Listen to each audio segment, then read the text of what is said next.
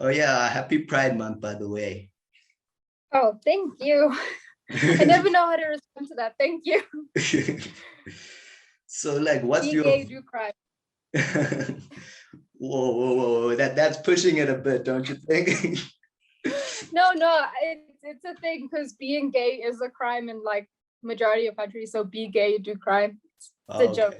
Okay. Mm. I know like some people might take it to the Don't next worry, level and they're like, that's okay, fuck it, marketing. I'm just gonna do everything. No. Yeah, so you're talking about your struggle with what you said, compulsive heteros, that's Compulsory heterosexuality. compulsory. So I Okay. think, yeah, it's something pretty much I think almost every non-conforming or queer person goes through. And if you think about it, being straight is so ingrained into society as a whole. And it's just dealing with that thing of breaking away from society, because that's really difficult to do, especially if it's something that's indoctrinated into you as a child. And like small things like noticing that every crush I've ever had on a guy is because my friends pointed out that they had a crush on them beforehand. And yeah, just like dealing with feeling like you're straight because everyone else is. Yeah, like I've spoken about stuff like how things are ingrained into people because of society. Like your parents grew up with this, like in your case, heterosexuality is correct and everything else. And also in religion itself, I don't want to get into that, but in every aspect, like it's condemned. And I remember just like a few years, like the difference between me in school and then few years difference, the great difference. There's been like a total revolution in that way. I remember like I've spoken about this before. I'm like, our friends like, nah, that's gay. And that's like, we used to say like, and it was kind of an insult, but not an insult. It's like you weak, but that probably shouldn't be used because a lot of gay guys are like buff as hell and they probably kick your ass. So, but it was just like a saying that we would come up with.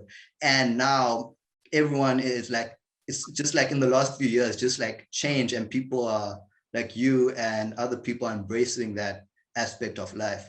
Yeah, and I think that's such a good thing, because being gay or being queer in any form has become something that's almost dirty in a sense, that which is so weird because it's literally genetics. Because as your DNA passes on, you can pass on being gay as a gene, which it's weird making something that is in your biology dirty. But anyway, it's become so dirty in the sense of people think of, say, lesbians, people think of that as a porn category over people, or gay people, they think of it as like feminine men immediately get categorized as gay. And just trans people as well, they think of it as like hermaphrodites and things like that, which trans people and people with intersex people are completely different things. And I feel like it's such a good thing that people are starting to express and understand and almost educate themselves as well on the community, because there's so many different aspects to think about when it comes to the queer community. So taking away the dirtiness from it, it's so freeing, especially for people that do deal with compulsory heterosexuality. Yo, that is such a big word. Like me, yeah. Yeah, there's like so many terms to all like these categories and stuff. It's like crazy. Yeah. How long have you been There's like a lot. associated with the LGBT community, and do you like actually understand each and every category as it is? Well, I definitely don't understand every single category, because sexuality has a lot to do with discovering yourself as a person. And I feel like when we're taught one way is right, it's difficult to discover yourself. And I only started identifying as queer 2-3 years ago, because I know in grade 8 I was about 14. I don't remember how old I was, but I was like extremely homophobic because it was the thing of like, oh my gosh, gay people. And then it was in grade 9, I didn't really care. And 10, it was like, oh my gosh, women. And I think that's when I started educating myself, because I didn't realize how much of my hatred for the queer community came from not understanding myself as a person and not educating myself.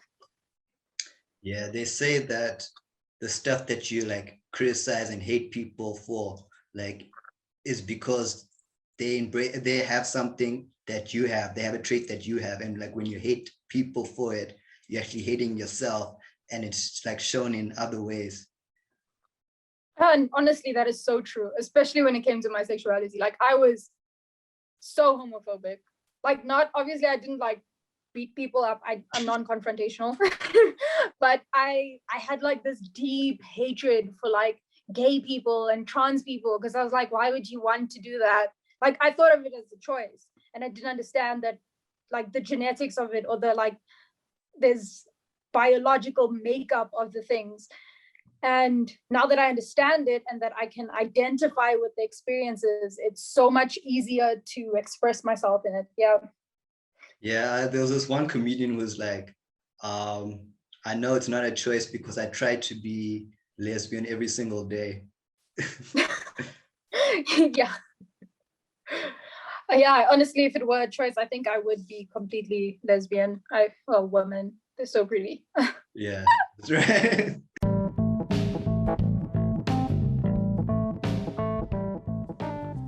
Catch full episodes of Enter the Muse on Spotify, Anchor FM, and Apple Podcasts. Enter the Muse on Spotify, Anchor FM.